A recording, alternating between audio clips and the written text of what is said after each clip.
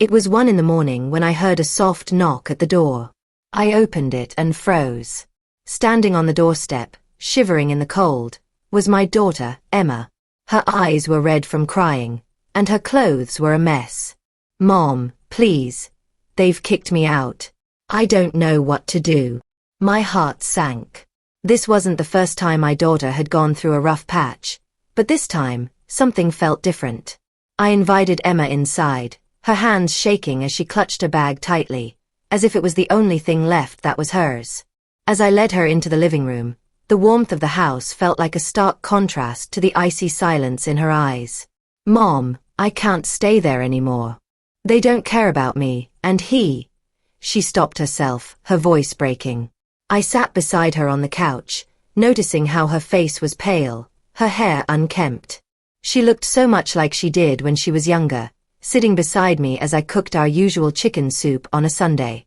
The smell of garlic and ginger would fill the house, and Emma's laughter would echo as she helped me set the table.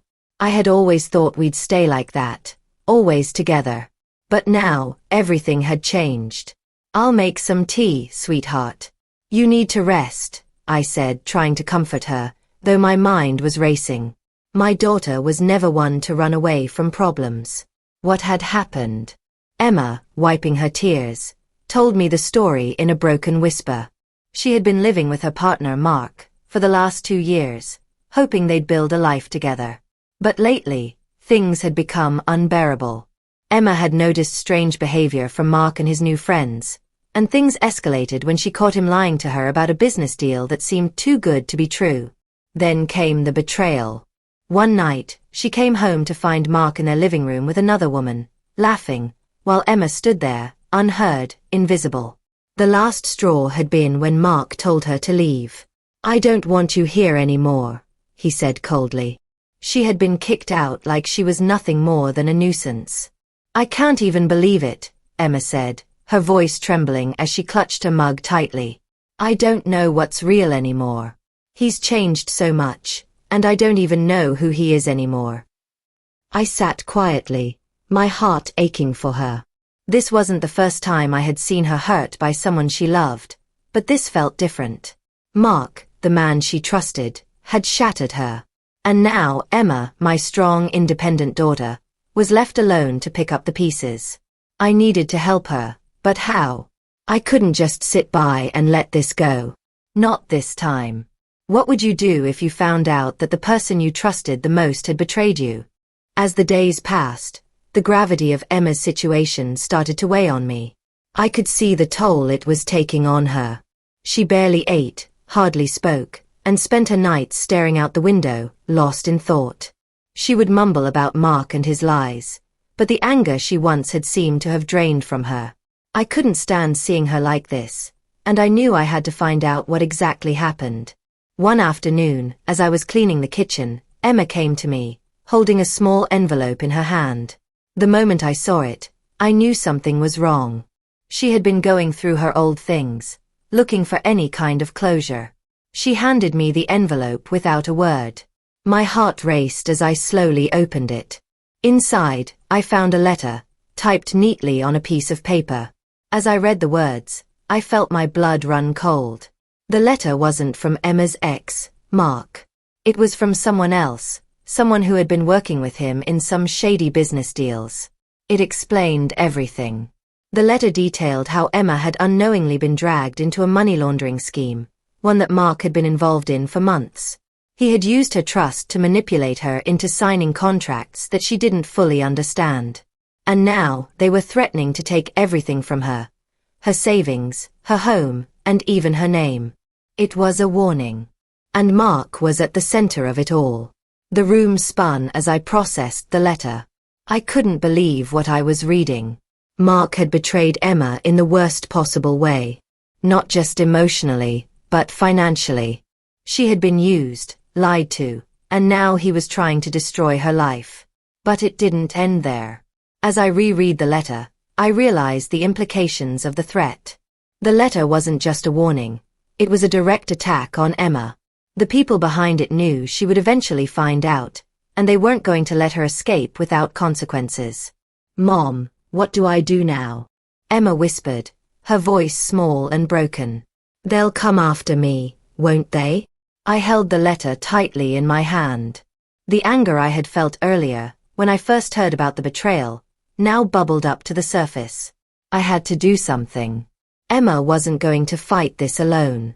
Have you ever been caught in a lie so big that it could ruin everything you've worked for? What would you do if you had to fight back against someone you once loved? The next day, I decided to visit Mark's office. I knew that if I was going to protect my daughter, I needed evidence. I wasn't just going to sit by and let him destroy her. I called an old friend of mine, David, a private investigator who had helped me out a few times in the past. He was a reliable man, tough but fair, and he had connections in places that would be useful. I told him the basics of the situation, and he agreed to meet me at the office where Mark worked. As we arrived, I couldn't shake the feeling that something was watching me. The office building was quiet, the air thick with tension. We walked in, David leading the way with his usual calm demeanor. I felt a sense of urgency building inside me. David knew exactly where to go. He asked the receptionist if there were any security footage from the past few days, particularly from Mark's office. I watched as David worked his magic, talking to the right people, pulling strings, and getting access to places most people would never have known about. The footage confirmed what I feared. Mark had been meeting with shady individuals in and out of the office. He was part of something much bigger than I had initially realized. The financial documents, hidden away in his office, told the same story. There were contracts that Emma never signed, fake signatures, and bank statements that pointed to a money laundering operation. We gathered everything we could. Bank records, emails, contracts, and most importantly, a folder that contained all the evidence of Mark's involvement in the scheme. David turned to me, his expression serious. This is big, Margaret. This is more than just your daughter's future at stake. We need to act fast. I nodded, feeling both fear and determination running through me. This wasn't just about protecting Emma anymore. It was about stopping something much larger. What would you do if you uncovered a secret so dangerous that it could take down everything around you? Would you act or stay silent? With the evidence in hand, I knew what had to be done. I couldn't keep quiet any longer. Mark had ruined my daughter's life, and now I was going to make sure he paid for it. I arranged to meet with him at his apartment later that evening. I was ready for whatever came next. The thought of confronting him made my heart race, but I couldn't let fear hold me back. As I stood in front of his door, the familiar feeling of anger surged inside me. The man I had once thought of as a son-in-law had done this to my family. Mark opened the door, and the moment he saw the look on my face, he knew something was wrong. "What's this, Margaret?" he asked, his voice full of false innocence. I stepped inside without saying a word and slapped the folder down on the table. The documents, the contracts, the emails, they were all there. I pointed to the papers, my voice trembling with anger. "You thought you could destroy my daughter, Mark? You thought you could get away with this?" His face went pale, but he tried to play it cool. "I don't know what you're talking about," he said, trying to hide the panic in his eyes. I shook my head, my voice rising. "You know exactly what I'm talking about. The money laundering, the lies, the manipulation. It ends today." In that moment, I knew there was no going back. The confrontation was only the beginning. Mark wasn't going to walk away unscathed. I was done letting him get away with everything he'd done. What happens when the person you trust the most betrays you? What would you do if you found out everything was a lie? The confrontation had just begun, but I knew it was far from over. Mark was sitting there, trying to hold it together, but his hands were shaking, and his face was pale. I had the evidence, and now it was time for him to face the consequences. I didn't want to wait any longer. This wasn't just about protecting Emma anymore. It was about making sure he never did this to anyone else. I had no intention of letting him get away with everything. I made a quick call to my lawyer, John, and within hours, we had everything lined up.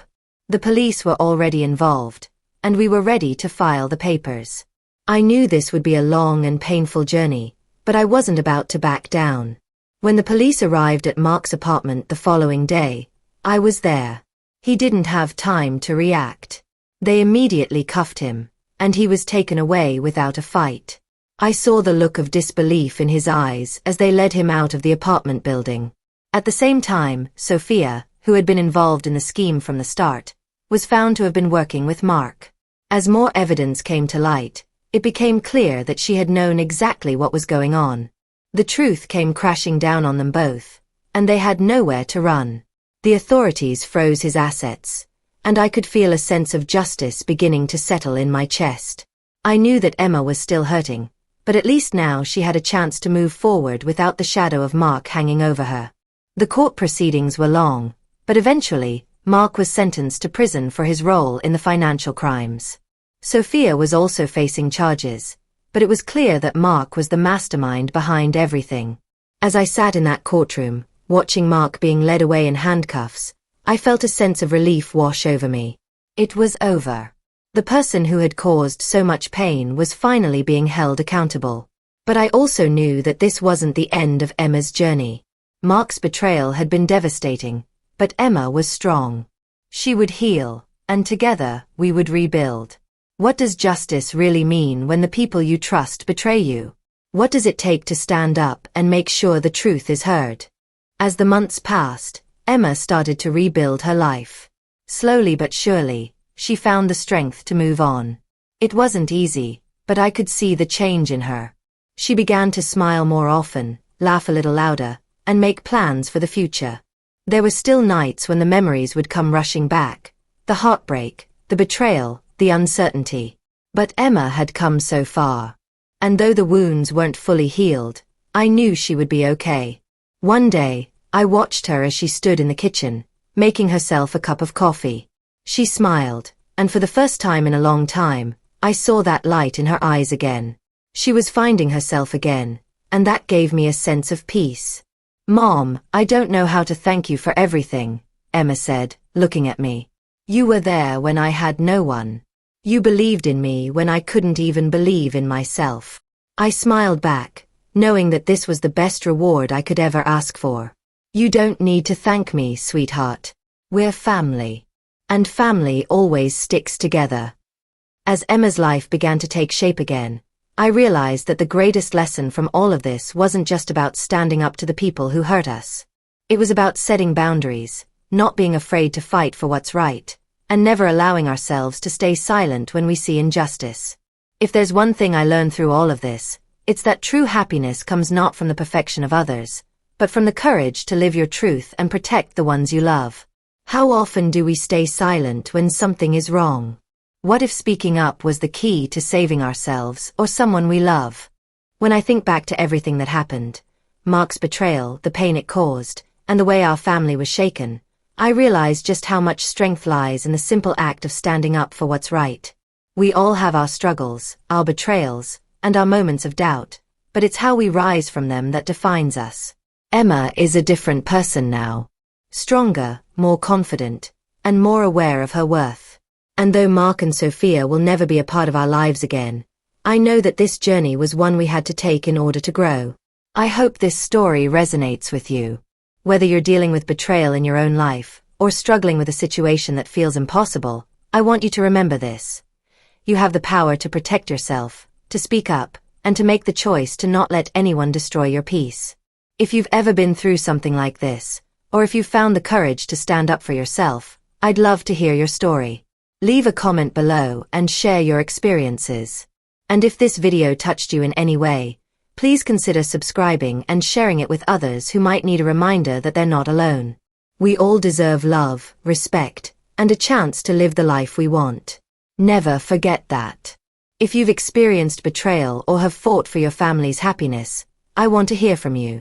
Let's talk about how we can continue to protect the ones we love. Comment below and share your thoughts. Thank you for watching, and remember, the only way forward is together, with courage and love leading the way.